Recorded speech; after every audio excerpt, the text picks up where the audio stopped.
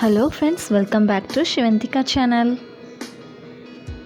இன்றைக்கி நம்ம பார்க்க போகிற ரெசிபி காளான் கிரேவி. வாங்க எப்படி செய்யலாம் வீடியோக்குள்ளே பார்க்கலாம். 200 கிராம் காளான் எடுத்துக்கோங்க.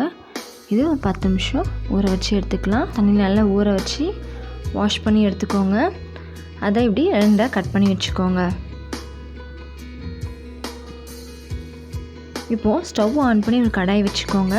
இப்போ நம்ம கிரேவிக்கு தேவையான மசாலா ரெடி பண்ண போகிறோம். 1 ஸ்பூன் கொத்தமல்லி, 1 ஸ்பூன் ஜீரகம், 1/2 ஸ்பூன் மிளகு,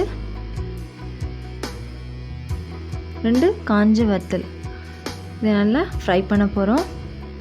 கூடவே 2 பட்டை, 3 லவங்கம் இது சேர்த்து நல்லா வறுத்து எடுத்து வச்சுக்கோங்க.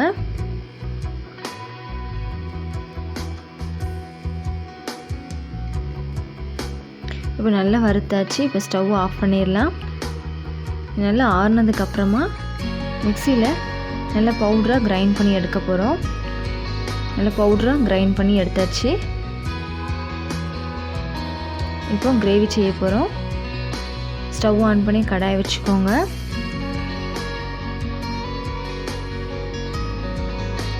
கடாயில் கொஞ்சமாக ஆயில் ஊற்றிக்கோங்க. ஆயில் ஹீட் ஆனதும் கொஞ்சமாக ஜீரகம் நல்லா புரிஞ்சு வந்துட்டு இப்போது கருவேப்பிலை போட்டுக்கோங்க. ஒரு பெரிய வெங்காயம் குட்டி குட்டியாக ஸ்லைஸாக கட் பண்ணி வச்சதை ஆட் பண்ணிக்கோங்க.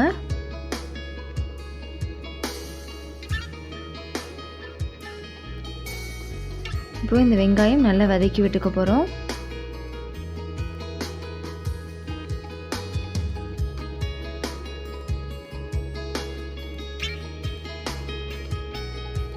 வெங்காயம் வதங்கிட்டு இப்போ நம்ம அரைச்சி வச்ச வெங்காயம் விழுது 2 வெங்காயம் ரஃப்பாக அரைச்சி எடுத்துக்கோங்க.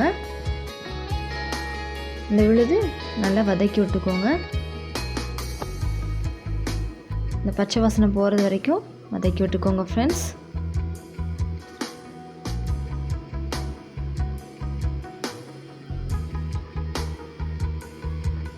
பச்சை ஸ்மெல் போயிட்டு இப்போது 1 ஸ்பூன் இஞ்சி பூண்டு பேஸ்ட்.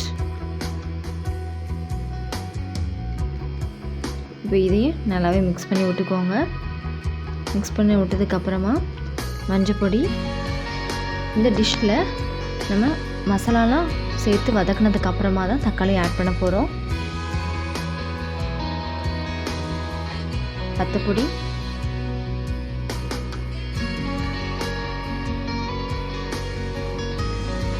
மல்லிப்பொடி. இப்போ நம்ம அரைச்சி வச்ச இந்த பவுடர் இருக்கு இல்லையா, அதை காரத்துக்கு ஏற்றாப்புல சேர்த்துக்கோங்க. ரொம்ப காரமாக இருக்கும். உங்களுக்கு தேவையான அளவு சேர்த்துக்கோங்க.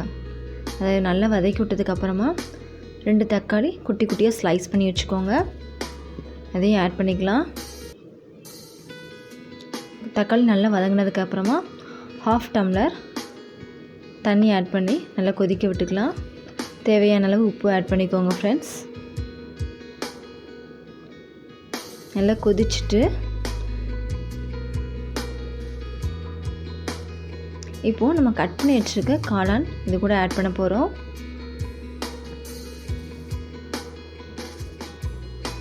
நல்லா மிக்ஸ் பண்ணி விட்டாச்சு.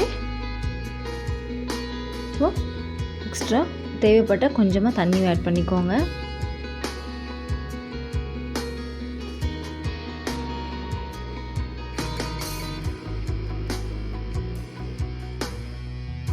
இப்போது ஒரு 10 நிமிஷம் நல்லா கொதிக்கட்டும். இப்போ நல்லா கொதிச்சுட்டு லைட்டாக மேலே மல்லி இலை தூவிக்கோங்க ஃப்ரெண்ட்ஸ். நல்லா ருசியான காளான் கிரேவி ரெடி. இந்த காளான் கிரேவி சப்பாத்தி, தோசை, இட்லி, டிஃபனுக்கெலாம் ரொம்ப நல்லாவே இருக்கும். நீங்களும் ட்ரை பண்ணி பாருங்கள். ட்ரை பண்ணி பார்த்துட்டு எப்படி இருக்குன்னு கமெண்ட் செக்ஷனில் கமெண்ட் பண்ணுங்கள். இது வரைக்கும் நம்ம சேனல் சப்ஸ்கிரைப் பண்ணாதவங்க ப்ளீஸ் சப்ஸ்கிரைப் பண்ணிக்கோங்க. பக்கத்தில் இருக்க பெல் ஐக்கானையும் கிளிக் பண்ணிக்கோங்க.